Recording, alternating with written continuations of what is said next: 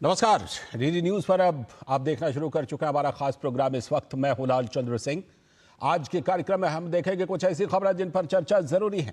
ये चर्चा हम करेंगे अपने संवाददाताओं और खास मेहमानों के साथ। और आज सबसे पहले बात करेंगे उसी मामले की जिस मामले पर अभी आप रोहतक पुलिस का प्रेस कॉन्फ्रेंस देख रहे थे, यानी कि हरियाणा में जो कांग्रेस की महिला नेता की हत्या हुई है उसको लेकर कई सवाल उठ रहे हैं कि हत्यारा कौन है, और खास तौर पर जिस महिला नेता की हत्या हुई है उनकी मां ने जो बातें कही हैं, जो आरोप लगाए हैं, इसको लेकर बड़े सवाल उठ रहे हैं। इस पर सबसे पहले बात करेंगे और इसके बाद बात करेंगे। आज की खास चर्चा होगी खास मेहमानों के साथ। वो चर्चा होगी कि हिमाचल प्रदेश में कांग्रेस की सुखू सरकार ने मंदिरों से और धार्मिक संस्थाओं से मदद मांगे कि आप हमें मदद कीजिए। तो सवाल ये उठ रहे हैं कांग्रेस के ऊपर कि जो सनातन से दूरी के आरोप कांग्रेस नेताओं पर, बड़े नेताओं पर लगे, ना अयोध्या के नए राम मंदिर में बड़े नेता गए हैं, ना महाकुंभ में शामिल हुए। ऊपर से मल्लिकार्जुन खड़गे ने बयान दिया था कि महाकुंभ में नहाने से गरीबी दूर हो रही है क्या। तो फिर सोशल मीडिया पर यह बड़ा इन दिनों चर्चा में है कि क्या मंदिरों से अपनी गरीबी दूर करेगी सुखू सरकार। इस पर खास चर्चा खास मेहमानों के साथ। और उसके बाद बात होगी कर्नाटक कांग्रेस की, जहां उठापटक तो बहुत दिनों से जारी है, लेकिन वरिष्ठ नेता वीरप्पा मोइली का एक बयान कि डीके शिवकुमार तो मुख्यमंत्री बनेंगे ही, यह बयान काफी चर्चा में है। इससे अंदरूनी कलह एक बार फिर से सतह पर आई है क्या, इस पर बात करेंगे। और इसके बाद बात होगी दिल्ली की, जहां विधानसभा का विशेष सत्र का आज आखिरी दिन है। और इस बीच जो सीएजी के तमाम रिपोर्ट आए उससे बड़े बड़े खुलासे हुए पिछली अरविंद केजरीवाल सरकार, आम आदमी पार्टी की सरकार के बारे में। इस पर भी करेंगे बात, होंगे तमाम सवाल जवाब। लेकिन सबसे पहले इस वक्त की हेडलाइंस देख लेते हैं। विश्व वन्य जीव दिवस पर एशियाई शेरों के घर पहुंचे प्रधानमंत्री नरेंद्र मोदी। वन्य जीव नेशनल रेफरेंस सेंटर जूनागढ़ की रखी आधारशिला। राष्ट्रीय वन्य जीव बोर्ड की बैठक की अध्यक्षता भी की।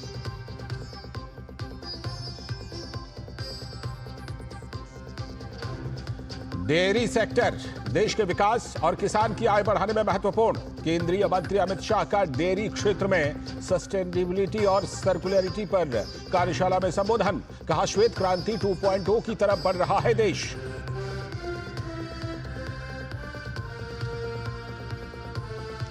दिल्ली विधानसभा सत्र का आज अंतिम दिन। स्वास्थ्य पर सीएजी की रिपोर्ट को लेकर दिल्ली सरकार हमलावर। कहा सीएजी रिपोर्ट ने खोली पूर्ववर्ती आप सरकार की नाकामी की पोल। दिल्ली के स्वास्थ्य ढांचे को पूरी तरह किया ध्वस्त।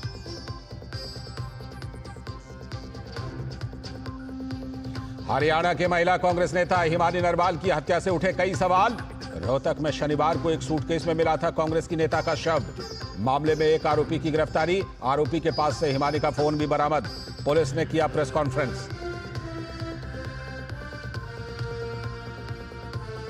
कर्नाटक की कांग्रेस में अंदरूनी संकट की खबरों पर चर्चा तेज। अब वरिष्ठ नेता वीरप्पा मोइली ने दिया डीके शिवकुमार को मुख्यमंत्री बनाने के समर्थन में बयान।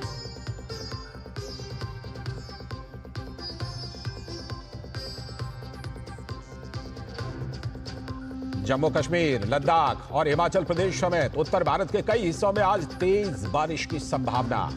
उत्तराखंड के पर्वतीय इलाकों में बर्फबारी का येलो अलर्ट।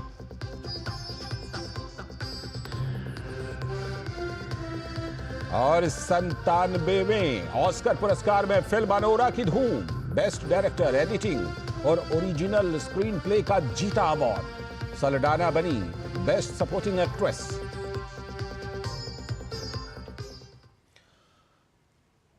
ये इस वक्त की हेडलाइंस। देखते हैं खबरों को विस्तार से। और सबसे पहली खबर वही जिस पर कि अभी हम कुछ देर पहले आपको रोहतक पुलिस का प्रेस कॉन्फ्रेंस दिखवा रहे थे, यानी कि महिला कांग्रेस नेता हिमानी नरवाल का हत्यारा है कौन।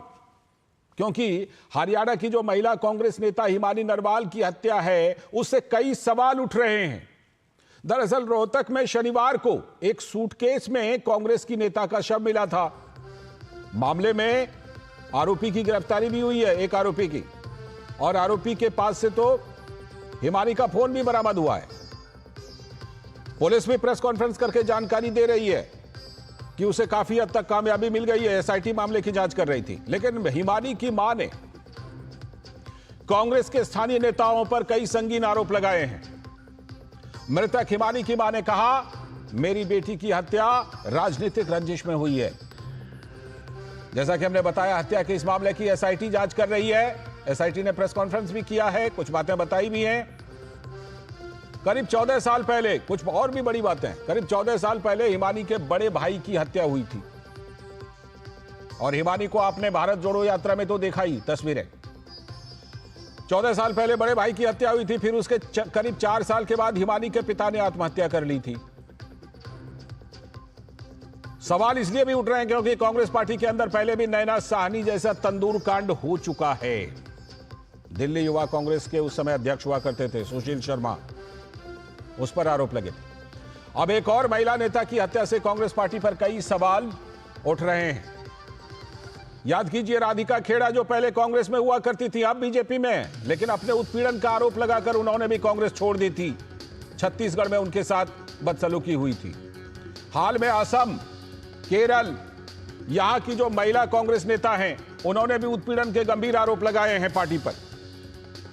तो बीजेपी को मौका मिला है। बीजेपी इस मामले पर कांग्रेस पार्टी पर हमलावर है।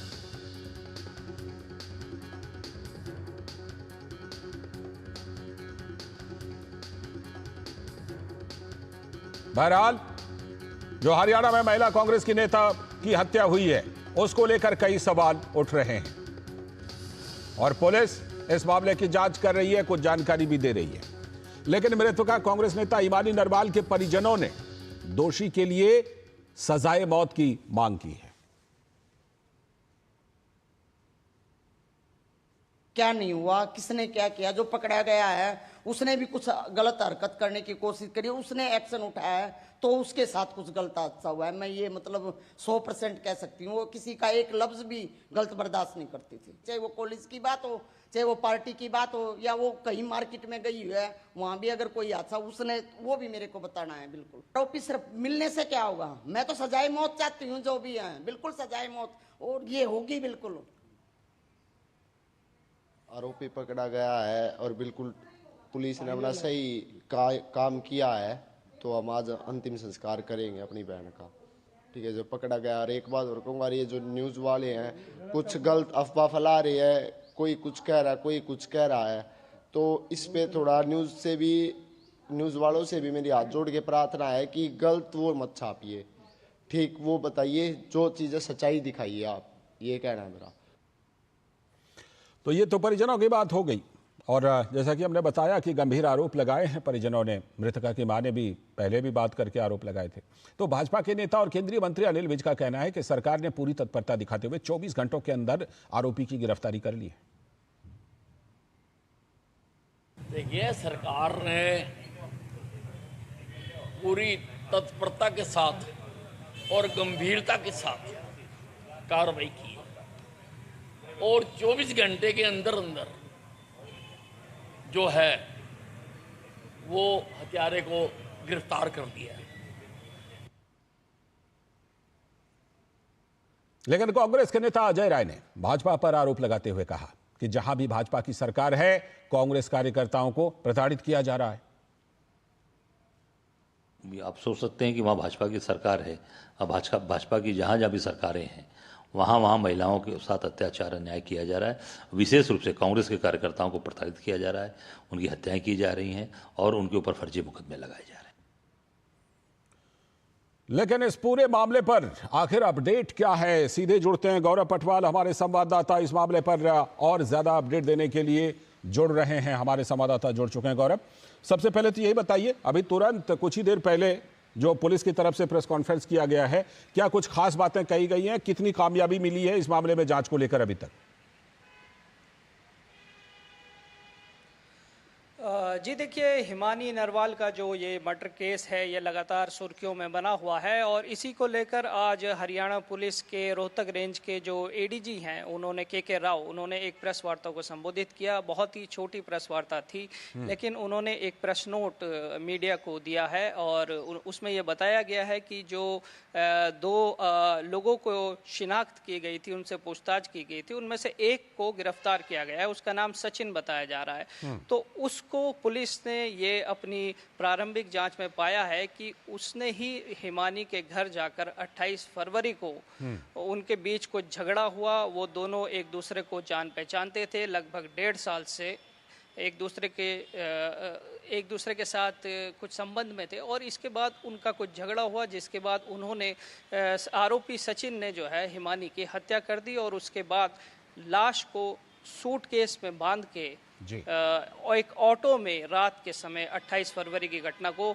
संपला के पास, बस स्टैंड के पास फेंक कर आ गया, जो 1 तारीख को बरामद हुआ। और तब से पुलिस जो है इस मामले में लगातार जांच कर रही है। बीते 2 दिनों में पुलिस ने इसमें जांच करते हुए ये कामयाबी हासिल की है। आज 3 तारीख है, 1 तारीख की ये घटना है सुबह की। गौरव, जाहिर सी बात है कि पुलिस की जांच जहां तक पहुंची है वहां तक पुलिस अपनी बात बता रही है, लेकिन इस बीच में हम देख रहे हैं, चाहे कि मृतका हिमानी की माताजी का बयान हो, ठीक है, जो कि उन्होंने कहा था कि इसमें हमारे अपने लोगों का हाथ है, राजनीति है, इसमें राजनीतिक षड्यंत्र है, और फिर तमाम नेताओं के जो बयान आ रहे हैं कांग्रेस की तरफ से, बीजेपी की तरफ से, ये पुलिस जो अभी थ्योरी दे रही है, इस थ्योरी को लेकर के क्या राजनीतिक जगत में इसकी स्वीकार्यता भी है? लोग स्वीकार रहे हैं इस थ्योरी को?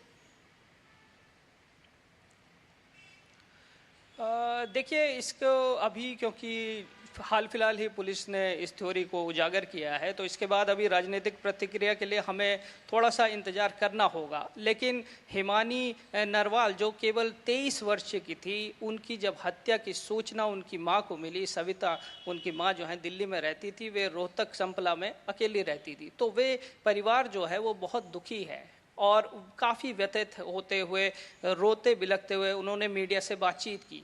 तो उनकी मां ने ये आरोप लगाया है कि कांग्रेस के लिए उनकी बेटी ने अपनी जान दांव पर लगाई है, और हो सकता है कि पार्टी में कुछ लोग जो थे, हालांकि उन्होंने किसी का नाम नहीं लिया साफ तौर पर, लेकिन कुछ लोग जो थे इस युवा जो नेत्री या कार्यकर्ता कह सकते हैं, इसकी सफलता से जलन महसूस करते थे।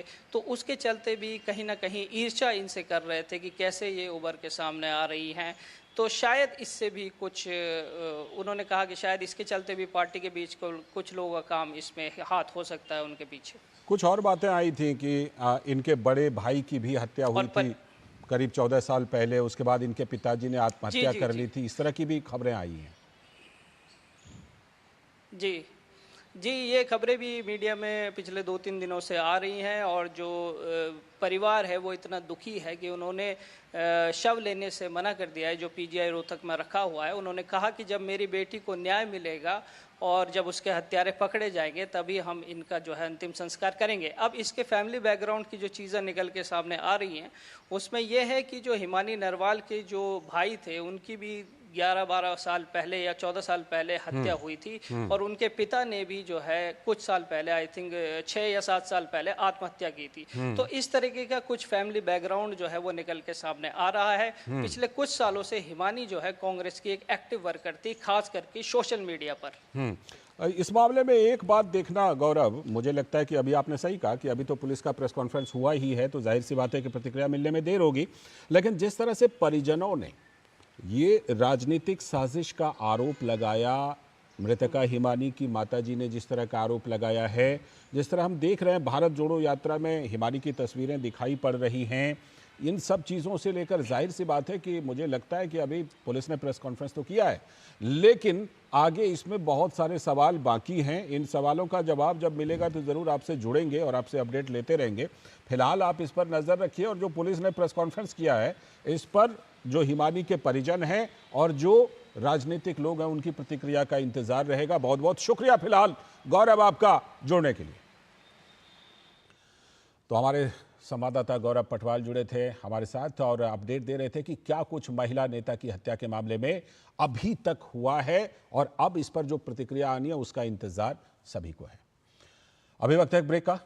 ब्रेक के बाद जब लौटेंगे तब करेंगे आज की खास चर्चा, और वो खास चर्चा होगी कि कांग्रेस के ऊपर सनातन से दूरी के आरोप लगते रहे हैं, और अब जब हिमाचल की सरकार ने मंदिरों से मदद मांगे हैं तो लगातार ये सवाल उठ रहे हैं कि सनातन से दूरी लेकिन मंदिरों से चाहिए मदद।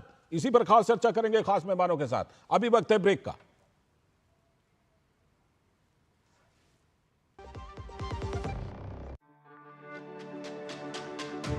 मेरी पसंद। मेरी पसंद। मेरी पसंद। मेरी पसंद। हमारी पसंद। हम सबकी पसंद। मजबूत देश का मजबूत सरिया हो गया स्टील। स्वागत है ब्रेक के बाद। आप देख रहे हैं इस वक्त, और जैसा कि ब्रेक पर जाने से पहले हमने बताया था कि आज की खास चर्चा हम किस मुद्दे पर करने वाले हैं। ये मुद्दा दरअसल सामने आया है हिमाचल प्रदेश से। वैसे तो हिमाचल प्रदेश से इस बीच में बहुत सारे मुद्दे सामने आए, खासतौर पर आर्थिक संकट को लेकर, लेकिन जब अब मंदिरों से मदद मांगी गई है सुक्खू सरकार के द्वारा, तो कुछ बड़े सवाल उठ रहे हैं कि सनातन से दूरी, लेकिन मंदिरों से चाहिए मदद। मंदिरों से आर्थिक मदद मांगने पर हिमाचल प्रदेश की कांग्रेस सरकार और पार्टी पर गंभीर सवाल खड़े हुए हैं।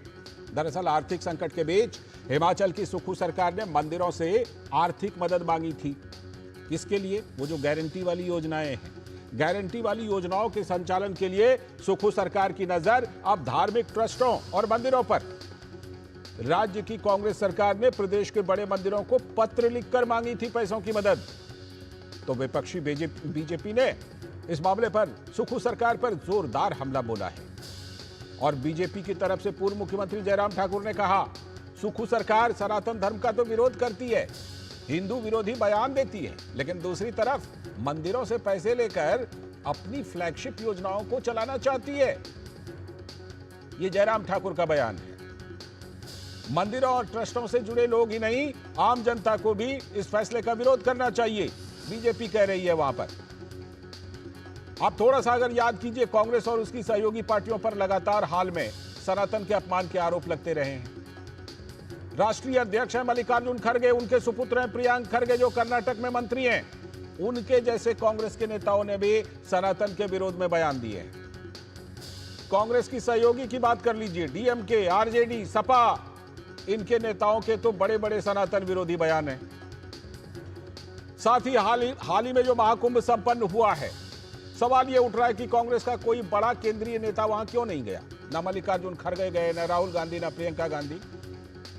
और उससे भी पीछे चलिए तो अयोध्या के नए राम मंदिर भी अभी तक कोई कांग्रेस का बड़ा नेता नहीं गया, केंद्रीय नेता।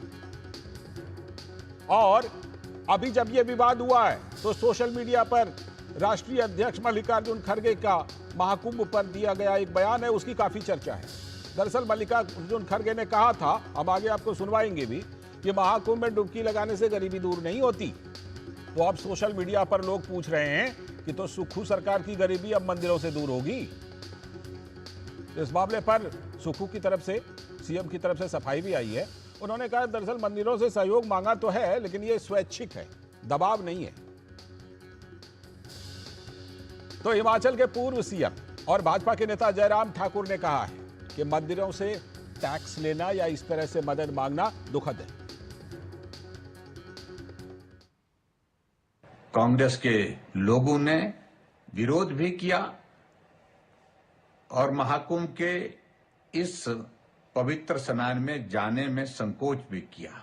सरकार के एक विभाग के सेक्रेटरी डिप्टी कमिश्नर को चिट्ठी लिखते हैं कि मंदिरों और ट्रस्ट में जो पैसा है, जो सरकारी नियंत्रण में हिमाचल प्रदेश में लगभग 36 टोटल मंदिर हैं, उन मंदिरों और ट्रस्ट में जो पैसा है उस पैसे को सरकार के खजाने में जमा कर दें, ताकि हिमाचल प्रदेश की 2 योजना, एक सुखाश्रय योजना और सुख शिक्षा योजना, ये 2 योजनाओं को चलाने के लिए हम उस पैसे को खर्च कर सकें।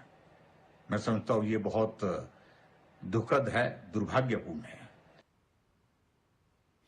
ये तो हुआ विपक्ष का हमला। अब हम आपको सुनवाते हैं सरकार का और कांग्रेस का पक्ष। हिमाचल के डिप्टी सीएम मुकेश अग्निहोत्री का कहना है कि हिमाचल सरकार ने सरकार चलाने के लिए ना ही कभी मंदिरों से मदद मांगी है और ना ही आगे मांगेगी। कुछ लोग किसी भी इशू को आउट ऑफ प्रोपोर्शन ब्लो करने की कोशिश करते हैं और हिमाचल प्रदेश की जो कांग्रेस सरकार है उसने ना तो अभी तक कोई मंदिरों से पैसा लिया है, ना ही वो भविष्य में मंदिरों से सरकार चलाने के लिए कोई पैसा लेने वाली है। सरकार सफाई दे रही है, लेकिन आपको याद होगा कि हाल में लगातार हिमाचल प्रदेश से इस तरह की खबरें आई कि फैसला आया, उसके बाद कहा नहीं ये तो हम नहीं ले रहे हैं, वो फैसला वापस हो जाता था। चाहे वो टॉयलेट पर टैक्स की बात हो, बस में सामान ले जाने पर टैक्स की बात हो, या फिर और तमाम इस तरह के बड़े बड़े फैसले। लेकिन इन सब के बीच कांग्रेस पार्टी पर बड़े सवाल उठ रहे हैं। इसलिए भी सवाल उठ रहे हैं क्योंकि उस तरह के बयान आए। आपको याद होगा कि कांग्रेस के राष्ट्रीय अध्यक्ष मल्लिकार्जुन खड़गे ने सनातन के महासमागम महाकुंभ को लेकर एक विवादित बयान दिया था। जरा सुनिए उस बयान को पहले। अरे भाई, गंगा में डुबकी लेने से गरीबी दूर होती क्या? आपको खाना मिलता पेट को, तो ये लोग जाकर हजारों रुपए खर्च करके कंपटीशन पे डुबकियां मार रहे। तो ऐसे ही बयानों की वजह से और सनातन को लेकर कांग्रेस पार्टी के नेता, उनके सहयोगियों द्वारा दिए गए बयानों की वजह से और ज्यादा ये सवाल उठ रहे हैं कि सनातन का समर्थन तो नहीं करते, सनातन के विरोध के आरोप लगते हैं, और उसके बाद अब मंदिरों से चाहिए मदद। और आरोप ये भी हैं कि वक्फ बोर्ड में सुधार का तो विरोध कर रहे हैं, लेकिन मंदिरों से चाहिए वक्फ बोर्ड की मनमानी का समर्थन और मंदिरों से टैक्स चाहिए। इसी पर चर्चा करने के लिए हमारे साथ खास मेहमान जुड़ रहे हैं संजय शर्मा जी, भारतीय जनता पार्टी के प्रवक्ता। बहुत बहुत स्वागत संजय शर्मा जी। साथ में हमारे साथ संदीप त्रिपाठी जी, कांग्रेस के नेता। बहुत बहुत स्वागत संदीप जी आपका भी इस चर्चा में। और वरिष्ठ पत्रकार अनंत विजय जी भी जुड़ गए हमारे साथ। बहुत बहुत स्वागत सर आपका इस चर्चा में। मैं आप ही से जरा शुरुआत कर लेता हूं। पहले जरा सफाई पर आते हैं अनंत सर, कि हाल में ये क्या इसे सहयोग कहेंगे कि हिमाचल से कई खबरें ऐसी आई कि ये फैसला, ये सरकार ने फैसला लिया, विवाद हुआ, बोला नहीं ये फैसला तो हमने नहीं लिया, ये तो उस अधिकारी ने निकाल दिया था, ये तो हमने किया ही नहीं है। चाहे तमाम तरह के, और वो सारे के सारे फैसले कहीं ना कहीं हिमाचल के आर्थिक संकट से जुड़ते हैं जाकर के। तो जो सरकार की सफाई है कि नहीं हमने तो मंदिरों से मांगी नहीं मदद, इस सफाई में कितना दम है, पहले इसी पर बात कर लेते हैं अनंत सर। लालचंद जी देखिए, धुआं जहां होता है आग वहीं होती है। हिमाचल प्रदेश से अगर निरंतर इस प्रकार की खबरें आ रही हैं तो हमें ये समझना पड़ेगा कि आज से कुछ वर्षों पूर्व जब वहां चुनाव शुरू हुए थे तो उन्होंने कुछ ऐसी घोषणाएं कर दी जिसके लिए राज्य सरकार की वित्तीय स्थिति तैयार नहीं थी, और जन दबाव में या जीत की ललक में जो वादे कर दिए गए उनको भी नहीं पूरे कर पा रहे हैं। और तो राज्य के संसाधन झोंक दिए गए शुरुआत में, जैसे प्रियंका जी ने कहा कि अब हिमाचल सरकार देखिए वो हमारा मॉडल प्रस्तुत करते, उत्साहित मुख्यमंत्री ने बसों में और इसमें और उसमें जो यात्राएं मुफ्त की जो चीजें शुरू कर दी, तो मुझे लगता है कि उससे स्थिति जो व्यवस्था है वहां की, छोटा सा राज्य है, केंद्र के उस पर चलता है, और आपने आपदा के लिए हमेशा खुद को तैयार रखना होता है। बावजूद इसके आपने वहां पर फ्रीबीज बांटने की इतनी बड़ी बड़ी घोषणाएं कर दी बगैर इस आकलन के कि आप उसको, बगैर इस योजना के कि आप उसका करेंगे क्या। और अब जब आपके पास संसाधन नहीं रहे, जब 2 महीने आप कर्मचारियों को वेतन नहीं दे पाते, जब आप बसों के कर्मचारियों को उनके समय पर वेतन नहीं दे पाते हैं, तब आपको लगता है कि किसी न किसी प्रकार से कहीं से धन इकट्ठा किया जाए। केंद्र सरकार आपके ओवरड्राफ्ट को अतिरिक्त देने के लिए मुझे लगता नहीं है तैयार है, क्योंकि वो आप रीपे कहाँ करेंगे ये भी देखना होगा। तो इन सब चीजों को ध्यान में रखते हुए मुझे लगता है कि सुप्रीम सरकार को अब लगता है कि जो मंदिरों में आय हो रही है उस पर उनकी नजर है और उसके आधार पर राज्य चलाना चाहते हैं। मुझे लगता है ये उचित व्यवस्था नहीं होगी और उनको धन वहां से मिलेगा भी नहीं। ठीक है संदीप जी मैं लौटता हूं आनंद सर आपके पास। संदीप जी, संदीप त्रिपाठी जी हमारे साथ जुड़े हुए हैं, कांग्रेस के नेता। संदीप जी बताइए कि ये जो सवाल उठ रहे हैं वो इसलिए भी ज्यादा उठ रहे हैं क्योंकि बात ये हो रही है कि भाई सनातन से जहां लगाव दिखाना चाहिए वहां तो कुछ ना कुछ सवाल है। 3-4 चीजों का मैं जिक्र कर देता हूं, आप बिल्कुल पूरी सफाई दीजिएगा। एक तो ये, अयोध्या के नए मंदिर में अभी तक आपके बड़े केंद्रीय नेता नहीं गए, महाकुंभ में डुबकी नहीं लगाई, आपके नेताओं प्रियंक खड़गे जैसे, कार्ति चिदम्बरम जैसे नेताओं के क्या क्या बयान आते हैं, आपके सहयोगियों के क्या क्या बयान आते हैं, डीएमके, आरजेडी, सपा, और अब आप मंदिरों से मदद मांग रहे हैं। कैसे ये उम्मीद कर रहे हैं कि भाई सनातन के पक्ष में तो आप खड़े नहीं होंगे, खड़े तो वक्फ बोर्ड के पक्ष में होंगे, लेकिन पैसे चाहिए मंदिरों से। संदीप जी।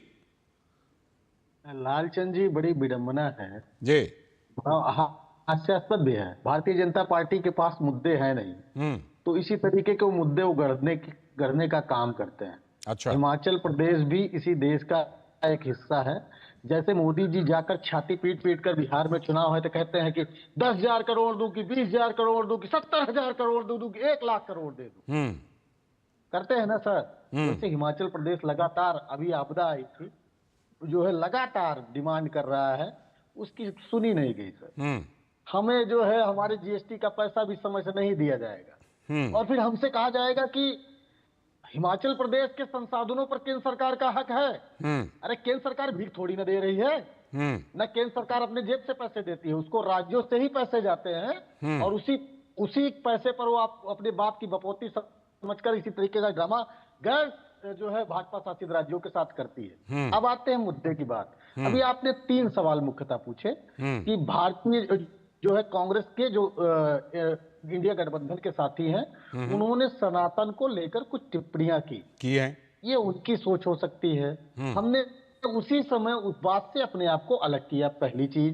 लेकिन भारतीय जनता पार्टी के भी लोगों ने, जो उनके एनडीए में है, संजय निषाद ने कहा भगवान राम दशरथ के पुत्र है ही नहीं है, वो तो श्रृंगी ऋषि के पुत्र है। कहीं खीर खाने से बच्चा पैदा होता है क्या? कैबिनेट मिनिस्टर है सर। एक सर अग्रवाल जी थे, उनका लौंडा बन गया सर कैबिनेट मिनिस्टर। वो विस्की में रम ढूंढ रहे थे, और राम सीता बताने की जरूरत नहीं है सर। ठीक है। एक सर मांझी जी है, बिहार से आते हैं सर। और बता रहे हैं सर, बहुत लंबी लिस्ट है सर। एक मांझी जी आते हैं, वो कहे सत्यनारायण की कथा क्या है, ये तो होनी ही नहीं चाहिए। आगे बढ़िए, इससे जुड़ा सवाल हम पूछ लेंगे संजय जी से। अपनी तीसरी चीज, अभी आपने कहा कि सनातन से दूरी, सर लगभग 55 वर्ष हम भारत पर जो है जनता की मदद से हमने शासन किया, इसीलिए तो आरोप लग रहे हैं सर। आप बता दीजिए किस मंदिर, पर्यटन विभाग के माध्यम से कौन से मंदिर के विकास के लिए हमने काम नहीं किए, कौन सी मंदिर की हमने सीढ़ियां नहीं बनवाई। अब समयानुकूल अगर आप आए हैं नहीं, और गजबे बात यह है कि मोदी जी कहते हैं कि एलईडी बल्ब नहीं बंटवाया। अरे भाई, यूपीए के शासन में एलईडी बल्ब ही नहीं थी। नहीं, उसको छोड़िए, उसको छोड़िए। आपके ऊपर आरोप ये है, आपके ऊपर आरोप ये है कि आपने वक्फ बोर्ड को तो मजबूत किया, लेकिन मंदिरों से आपने मंदिरों को सरकार के अधीन कर दिया, और मंदिरों से पैसे लेते रहे, टैक्स लेते रहे। अच्छा सर, ये बताइए भारत का या विश्व का सबसे धनाढ्य ट्रस्ट कौन सा है? पद्मनाभम का मंदिर, उसको हमने अपने अंडर में किया हुआ है। आनंद सर कुछ जोड़ना चाह रहे हैं। आनंद सर जोड़ दीजिए कुछ। सर आनंद सर कुछ कहना चाह रहे हैं। ठीक है संदीप जी, 1 मिनट रुकिएगा। संदीप जी 1 मिनट रुकिएगा। आनंद जी कुछ उसमें, आनंद जी अभी तो तिरुपति देवस्थान ट्रस्ट जो है वो सबसे अधिक धन उनके पास है, और उसको ट्रस्ट ही चलाती है। ठीक है, बस मैं इतना जोड़ना चाहता हूँ। ठीक, संदीप जी बोलिए। तिरुपति बालाजी की बात आप कर रहे नहीं, जिसकी बात कर रहे हैं अभी उसके उसका ऑडिट ही आज तक नहीं हुआ, जिस मंदिर की मैं बात कर रहा हूँ। और ये माना जाता है कि वो दुनिया का सबसे बड़ा ट्रस्ट है। तो अगर हमने लेना होता तो ले लिए होते। तिरुपति बालाजी का एक नाम लिए नहीं है क्या? आपने उनसे उस पर्टिकुलर मंदिर से लिया या नहीं लिया, लेकिन मंदिरों का सरकार, मंदिरों से सरकार टैक्स लेती है सर। नहीं, जो सुविधा के नाम पर पूरे देश में टैक्स लगते हैं, बहुत सारी छूटें भी मंदिरों को मिलती हैं। जो सब हर जगह मंदिर, मस्जिद या किसी भी धार्मिक स्थान के लिए होता है, वो हर जगह कंट्रास्ट देखा जाता है ना, कहा जाता है आप दूसरों से नहीं लेते। वक्फ बोर्ड की बात कर लेते हैं। कर लीजिए जल्दी से। वक्फ बोर्ड की बात कर लेते हैं। अब सुशील जी के पास लिखी गई है, जो हिमाचल प्रदेश संजय जी के पास जाना चर्चा कर रहे हैं सर, जिस संदर्भ में हम लोग चर्चा कर रहे हैं, उसमें जो है वक्फ बोर्ड भी है, उसमें मंदिर भी है, उसमें एनजीओ भी है, उसमें ट्रस्ट भी है। भारतीय जनता पार्टी जो ये है, इसीलिए आपके ऊपर ज्यादा सवाल उठ रहे हैं सर। 600 कार्यालय बनाने के लिए इनके पास पैसा है। चलिए, गरीब बच्चों को, वो अलग मुद्दा। आपका भी बड़ा चमचमाता हुआ बना है अभी केंद्रीय कार्यालय कांग्रेस का। ठीक है, सरकार आपके पेट में दर्द हो रहा है। ठीक है, चलिए संजय जी का बयान, संजय जी का, जिनका अनाथ बच्चों संजय जी काम करना चाहते हैं, तो आपके पेट ठीक है, आ रहा हूं संदीप जी, आ रहा हूं। अब संजय जी का सवाल, संजय जी से वही सवाल पूछ रहा हूं जो आपने पूछा है, वही सवाल सीधे। संजय जी, क्या दिक्कत है अगर मंदिरों से अगर हिमाचल की सरकार पैसा चाहती है अपने योजनाओं के कार्यान्वयन के लिए, तो दिक्कत कहां पर है संजय जी बताइए। दिक्कत यहां पे आती है जब इस प्रदेश के अंदर जब मुख्यमंत्री बनते ही पहला बयान दिल्ली में जाकर के सुखविंदर सिंह सुक्खू देते हैं कि मैं जिस प्रदेश के अंदर 97% विचारधारा हिंदुत्व की है, उस विचारधारा को हरा करके मैं वहां पे कांग्रेस पार्टी की सरकार बना करके उसका मुख्यमंत्री बनाऊं। तो दिक्कत आती है, क्या कांग्रेस पार्टी जब चुनाव के भीतर गई थी तो क्या वो हिंदुत्व की विचारधारा को लेकर के लड़ने के लिए गई थी? संदीप जी ने आपके ऊपर आरोप लगाया कि आपके सहयोगी दलों के नेताओं ने भी सनातन के विरोध में बयान दिए हैं। हाँ संदीप जी मैंने पूछ लिया, संदीप जी पूछ लिया, जिस पार्टी का राष्ट्रीय अध्यक्ष, संदीप जी मैंने पूछ लिया, संदीप जी पूछ लिया है, जिस पार्टी का राष्ट्रीय अध्यक्ष मंच के ऊपर खड़ा होकर के कहता है और किस तरह के हिंदू समाज के जो है वो जी। संजय जी से लगता है संपर्क टूट रहा है अभी फिलहाल। संजय जी से फिर हम संपर्क करेंगे। अनंत सर को लाता हूं। अनंत सर इसलिए भी सवाल ज्यादा उठ रहे हैं क्या कि देखिए कांग्रेस के नेताओं के ऊपर आरोप है कि बड़े केंद्रीय नेता ना अयोध्या के राम मंदिर गए, ना महाकुंभ में डुबकी लगाई, और उल्टे जो राष्ट्रीय अध्यक्ष है उनका बयान था कि महाकुंभ में डुबकी लगाने से क्या गरीबी दूर हो जाएगी। तो फिर सोशल मीडिया पर बड़ा ट्रेंड कर रहा है कि अब क्या मंदिरों से लेकर के गरीबी दूर करेगी सुक्खू सरकार, इसलिए भी ज्यादा सवाल उठ रहे हैं क्या अनंत सर? लालचंद जी, सुक्खू साहब तो अपनी पत्नी के साथ डुबकी लगा के आए हैं भाई। हाँ सुक्खू जी ने डुबकी लगाई है, ये बात सही है, ये बात सही है ना। डीके शिव कुमार भी गए थे, लेकिन हाँ ठीक कह रहे हैं आप, कांग्रेस का जो शीर्ष नेतृत्व है जी। उसमें से कई वर्षों पहले हमने सिर्फ देखा था कि राहुल गांधी कुछ मंदिरों में गए थे जनेऊ ऊपर से पहन के, उसके बाद तो वो जो भ्रम की स्थिति कांग्रेस में बनी रही और अब तक बनी हुई है कि हिंदुत्व या सनातन को लेकर पार्टी का क्या स्टैंड होना चाहिए। पार्टी में एक बड़ा धड़ा है, वो चाहता है कि हिंदुत्व के मुद्दे पर, जिसको वो लोग सॉफ्ट हिंदुत्व कहते हैं, उसको लेकर हमें चलना चाहिए। लेकिन एक दूसरा धड़ा जो आजकल बहुत हावी है और कहा जाता है कि राहुल गांधी का वर्चस्व उस धड़े को प्राप्त है जिस पर वामपंथी विचारधारा के ज्यादा लोग हावी हो गए हैं, उनको तो न सनातन से कोई लेना देना है, न भारत और भारतीयता से कोई लेना देना है। उनके जो तथाकथित सलाहकार है, क्योंकि कम्युनिस्टों को कभी भी भारत और भारतीयता से कुछ लेना देना नहीं रहा, इसीलिए भी शायद ज्यादा सवाल उठ रहे हैं, है ना, इसीलिए कुछ ज्यादा सवाल। पार्टी का नाम भी भारतीय communist party, Akhil Bharatiya communist party न रख के भारत की कम्युनिस्ट पार्टी रखा है। आप देखिए, तो वो तो एक शाखा मात्र है भारत में, ठीक है। तो इस लिहाज से मुझे लगता है कि प्रश्न ज्यादा उठ रहे हैं, क्योंकि कांग्रेस वामपंथी विचारधारा के ज्यादा करीब दिखाई देती है। ठीक है, संजय जी की बात बीच में छूट गई थी, मैं एक बार फिर संजय जी के पास चलता हूं। संजय जी आप अपनी बात पूरी कर रहे थे, जरा पहले आप अपनी बात पूरी कीजिए, उसके बाद फिर संदीप जी के पास जाऊंगा, फिर आनंद सर के पास भी वापस आऊंगा। मेरे हाथ में ये कांग्रेस पार्टी का पिछले चुनाव का घोषणा पत्र है, 2022 के चुनाव का। इसमें इन्होंने, मैं नहीं पूछूंगा कि आपने आज तक महिलाओं को 1500 रुपया आपने वायदा किया था देने का हर महीने, वो आपने नहीं दिया, मैं उसके ऊपर नहीं जाऊंगा। मैं इसके ऊपर नहीं जाऊंगा कि आपने कहा था कि 300 यूनिट बिजली का फ्री मिलेगा, इसकी भी चर्चा छोड़ दीजिए। ये हिमाचलियत, ये इनका अपना घोषणा पत्र है। इस घोषणा पत्र के भीतर सरकार ने, कांग्रेस पार्टी क्या लिखती है? कांग्रेस सरकार सभी वरिष्ठ नागरिकों के लिए एक परिचारक के साथ 4 वर्ष में एक तीर्थ यात्रा पूरे देश में करवाएगी। आज तक नहीं हुआ। आपने कहा कि मंदिरों में, प्रदेश में मंदिरों को जीर्णोद्धार के लिए, फिर से लगता है उनसे संपर्क टूट रहा है संजय जी से। लाइन में कुछ प्रॉब्लम है। हाँ कुछ लगता है कि दिक्कत है। संदीप जी आप ही के पास आ रहा हूँ। संदीप जी बताइएगा। संदीप जी आपके ऊपर इसलिए भी मैं देख रहा था कि सोशल मीडिया पर सबसे ज्यादा सवाल जो आपके ऊपर उठ रहे हैं कि मल्लिकार्जुन खड़गे जी ने बयान दिया कि क्या डुबकी लगाने से गरीबी दूर होगी, तो आपके ऊपर अब ये सवाल उठ रहे हैं कि क्या वहां मंदिरों से लेकर के गरीबी दूर कीजिएगा हिमाचल सरकार का?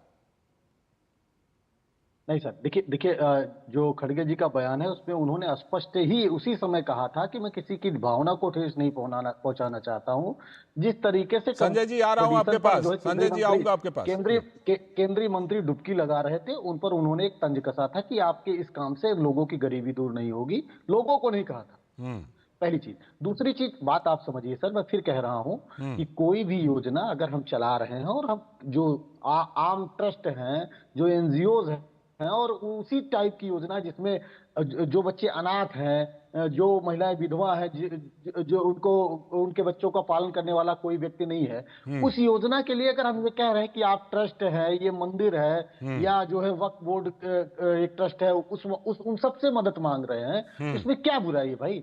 भारतीय जनता पार्टी को चाहिए कि मदद करे। स्वयं आपके पास इतना पैसा है, 23 करोड़ रुपए समथिंग सर पहले वर्ष खर्चा हुआ था सर, दूसरे वर्ष इससे ज्यादा बढ़, तो भारतीय जनता पार्टी को चाहिए, अरे आप इधर उधर मत मांगिए भाई, मैं दे रहा हूं अपने ट्रस्ट से इतना पैसा, आप इस योजना को चलाइए। लेकिन नहीं, तो सर अगर अडानी की मदद होगी, संजय जी आ रहा हूं आपके पास। संजय जी आपका बीच में संपर्क टूट गया था, तब दिक्कत है।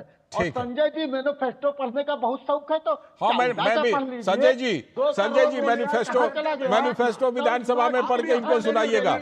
संजय जी मैनिफेस्टो विधानसभा में पढ़िएगा। ये बताइए संजय जी, बताइए संजय जी, मंदिरों से ये जो मदद मांग रहे हैं, मंदिरों से जो ये मदद मांग रहे हैं, वो उन्होंने डिनाई किया है, कहा नहीं। उप मुख्यमंत्री ने, मुकेश जी ने डिनाई किया कि नहीं? मुकेश जी को पता ही नहीं है। 29 जनवरी को 29 जनवरी का ये भाषा कला एवं संस्कृति विभाग के सचिव हिमाचल प्रदेश, जिनके नाम से ये लेटर निकला है, जितने भी जिलाधीश हैं उनको लेटर निकला है 29 जनवरी 2025 को।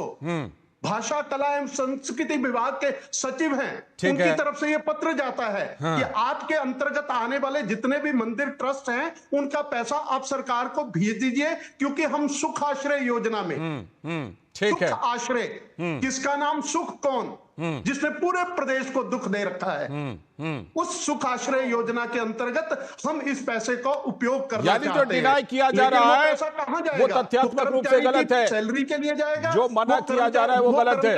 पेंशन के लिए जाएगा। ठीक है, मुझे आनंद सर से एक टिप्पणी ले दी। आनंद सर, ये वक्फ बोर्ड को सुधार का विरोध और मंदिरों से पैसे की मांग, इसके लिए भी कांग्रेस को ज्यादा सवालों का सामना करना पड़ रहा है क्या? अब ये तो आप उचित बात कह रहे हैं, क्योंकि समानता तो संविधान तो समानता का अधिकार देता है। अगर वक्त से पैसे लेने चाहिए तो वक्त से भी मांगना चाहिए। लेकिन अभी एक बड़ी दिलचस्प बात संजय जी ने कही, उन्होंने कहा कि भारतीय जनता पार्टी को भी मदद करनी चाहिए। तो उस लिहाज से अगर देखें लालचंद जी, तो कांग्रेस पार्टी के पास भी 1000 करोड़ से ज्यादा संपत्ति है। अभी जो एडीआर की रिपोर्ट आई है, फिर तो बात निकलेगी तो दूर तक जाएगी। सही बात। हाँ। तो उस लिहाज से अगर संगठन के तौर पर मदद तो उसकी की जाती है जो बैंकक्रप्ट हो। तो कांग्रेस पार्टी ने भी, अभी मैं सुन रहा था जब आपने कांग्रेस पार्टी के ऑफिस की बात की तो कहने लगे आपके पेट में दर्द हो रहा है। मैंने कहा किसी हमारे पेट में क्यों दर्द होगा? हमारे किसी मीडिया वालों के पेट में किसी दर्द होगा? मैंने कहा किसी के पेट में दर्द नहीं होता संदीप जी, दर्द सिर्फ उसी पार्टी के पेट में होता है जिसके पैसे निकल रहे होते हैं। बिल्कुल। चलिए, फिलहाल समय की कमी है, हम लोग इस पर और बात करेंगे। फिलहाल शुक्रिया आनंद सर जुड़ने के लिए। संदीप जी शुक्रिया, संजय जी शुक्रिया।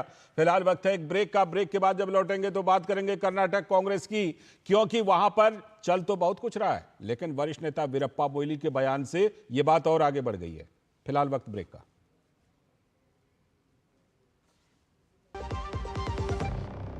जब धरती चीर कर निकलता है लोहे का पत्थर और मिलता है मोंगिया के जोश से, फिर तपता है, पिघलता है और बनता है फौलाद।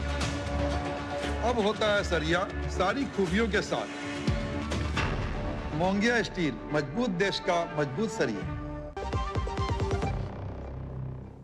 स्वागत है ब्रेक के बाद। बात करेंगे अब कर्नाटक कांग्रेस में अंदरूनी उठापटक की। कर्नाटक की कांग्रेस में अंदरूनी संकट की खबरों पर एक बार फिर से चर्चा तेज हो गई है। सवाल है कि क्या कर्नाटक कांग्रेस पूर्ण संकट का सामना कर रही है? और ये सवाल उठ क्यों रहे? राज्य कांग्रेस के नेताओं के बीच सार्वजनिक विवाद अब आम हो रही है। पार्टी के लिए इस विवाद को खत्म करना मुश्किल हो रहा है। कर्नाटक के 2 वरिष्ठ नेताओं ने मुख्यमंत्री के रूप में अब डीके शिव कुमार के नाम का समर्थन किया है। एक तो बहुत वरिष्ठ नेता है वीरप्पा मोइली, उनका बयान कि डीके शिव कुमार को सीएम बनने से कोई नहीं रोक सकता। सीएम सिद्धारमैया की सरकार के खिलाफ डीके शिव कुमार का गुट मोर्चा खोल रखा है। शिव कुमार गुट ने इस बीच डीके शिव कुमार का एक बयान, उससे विवाद पैदा हो गया। कन्नड़ फिल्म उद्योग उस बयान से नाराज है। डीके शिव कुमार ने फिल्म कलाकारों को लेकर कहा था, मुझे पता है कब नट और बोल्ट कसने हैं। तो इस बयान के खिलाफ कलाकारों ने पदयात्रा निकाली। कहा अभिनेता मंत्री के गुलाम नहीं होते हैं। और इस बयान पर कर्नाटक में विपक्षी बीजेपी ने भी डीके शिव कुमार की इस टिप्पणी की आलोचना की। तो वीरप्पा मोइली का बयान जिस पर सबसे अधिक चर्चा है। कांग्रेस के वरिष्ठ नेता वीरप्पा मोइली ने डीके शिव कुमार की तारीफ की और कहा कि कोई भी आपको सीएम बनने से रोक नहीं सकता। ನಮ್ಮ ಡಿ ಕೆ ಶಿವಕುಮಾರ್ ಅವರು ಅವರನ್ನ ಪ್ರಪ್ರಥಮ ಅವರಿಗೆ MLA ಆಗಬೇಕು ಅಂತೇಳಿ ಟಿಕೆಟ್ ಕೊಡಿಸಿದವ ನಾನು. ಆದ್ರಿಂದ ಇವತ್ತು ಅತ್ಯಂತ ಯಶಸ್ವಿ ನಾಯಕರಾಗಿ ಕರ್ನಾಟಕದಲ್ಲಿ ಮೂಡಿ ಬಂದಿದ್ದಾರೆ. ಸದ್ಯದಲ್ಲೇ ಮುಖ್ಯಮಂತ್ರಿ ಆಗಬೇಕು ಅಂತೇಳಿ ನಾವೆಲ್ಲ ಹಾರೈಸೋಣ. ये बयान कन्नड़ में है, लेकिन कन्नड़ का उसका हिंदी रूपांतरण यही है कि आपको कोई नहीं रोक सकता मुख्यमंत्री बनने से। ये डीके शिव कुमार के बारे में कहा। तो कर्नाटक के उप मुख्यमंत्री डीके शिव कुमार का कहना है कि ये वीरप्पा मोइली जी के निजी विचार हैं। I don't want to comment on it. I was in a workers meeting. I went to give the pledge to all the booth workers, booth presidents, because I have to travel all over the state as a party president. So he has commented. I don't want to comment on those issues. लेकिन BJP को तो मौका मिल गया। Karnataka BJP के नेता चलवाड़ी नारायण स्वामी का कहना है कि अगर वीरप्पा मोइली का ऐसा मानना है कि डीके शिव कुमार को सीएम बनाना चाहिए तो हो सकता है कि वो रास्ता बदल लें। Sometimes it may be true or wrong also. When others say, okay, when Veerappa Moily say this, so I have my own doubt. DK Shiv-Kumar has to change his route. साथ ही कर्नाटक बीजेपी के नेता प्रभु चव्हाण ने भी कहा कि वीरप्पा मोइली तो पुराने नेता हैं और वो सही ही कह रहे होंगे। वीरप्पा मोइली बहुत बड़ा नेता है कांग्रेस का। मेरे ख्याल से वो माजी केंद्रीय मंत्री भी है। बहुत बड़ा उनका अस्तित्व है और एक बहुजन का हमारा SC/ST का एक बहुत लीडर है। इसलिए वो जो बोला है सही बोला है और ये मुख्यमंत्री चेंज होने वाला है, पक्का है। तो बीजेपी को, विपक्षी बीजेपी को यह मौका मिल गया क्योंकि विपक्षी बीजेपी ने जो वीरप्पा मोइली कर्नाटक के वरिष्ठ नेता हैं, कांग्रेस के, कर्नाटक कांग्रेस के, उनके बयान को पकड़ लिया। वीरप्पा मोइली ने जिस तरह से खुल करके डीके शिव कुमार के नाम की तारीफ की और ये कहा कि मुख्यमंत्री के लिए बनने से आपको कोई नहीं रोक सकता। हालांकि कर्नाटक कांग्रेस जो है उसमें सिद्धारमैया गुट बनाम डीके शिव कुमार गुट, ये तो लंबे समय से, जब से ये नई सरकार बनी है कर्नाटक में, राज्य सरकार, तब से ये चर्चा है। लेकिन इन चर्चा के बीच तमाम तरह के उठापटक चलते रहते हैं। वीरप्पा मोइली के बयान को काफी महत्वपूर्ण माना जा रहा है और यह भी कहा जा रहा है कि क्या कहीं से कोई केंद्र से, यानी कि कांग्रेस के केंद्रीय नेतृत्व से वीरप्पा मोइली को कोई संकेत है क्या, जो इस तरह के बयान वीरप्पा मोइली दे रहे हैं। तो ये इस बात को लेकर एक बार फिर से चर्चा तेज हो गई है।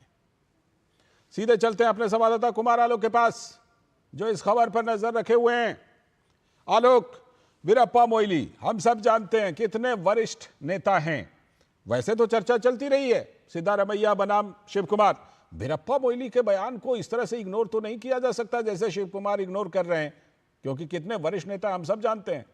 तो कहीं कुछ केंद्रीय नेतृत्व से कुछ है क्या, इशारा है क्या मोइली जी की तरफ, मोइली जी के माध्यम से? लाटन सर, एक बात मैं आपको बताना चाहता हूं कि खासकर सिद्धारमैया जो है, सिद्धारमैया का जो कंसेप्ट है, उनका जो उनकी पारदर्शिता है, वो कांग्रेस के नहीं है, वो जेडीएस के है, जेडीएस के नेता हैं। और जेडीएस के अंदर जो भी नेता है, जो भी मंत्री हैं, एक मंत्री ने तो ये कह दिया कि सिद्धारमैया ऐसे आग हैं कि जो उनको छू देगा वो झुलस के मर जाएगा। और डीके शिव कुमार को आप ये आप देखिए कि किस तरीके से उन्होंने कांग्रेस को उबारा। खासकर हिमाचल की घटना आप देखिए लाचन जी, हिमाचल में जब लगभग सरकार जा रही थी सुप्पू की, तो वहां पर डीके शिव कुमार ने जबरदस्त भूमिका निभाई और उनकी सरकार को बचाया। वहां पर रजनी पाटिल जो थी, जो उसके पहले वहां की जो पर्यवेक्षक थी, उन्होंने बचाया। लेकिन लेकिन वहां पे जो राजीव शुक्ला की क्या भूमिका रही है, ये भी आप देखने योग्य है। और अभी जो डीके सिंह कुमार बोल रहे हैं, ठीक है, वो एक तरह से आप समझिए कि कांग्रेस के खिलाफ पूरा विद्रोह है। ठीक है। और राहुल गांधी के बहुत करीबी आदमी हैं, उनके होटल के चैन से बड़े आदमी हैं।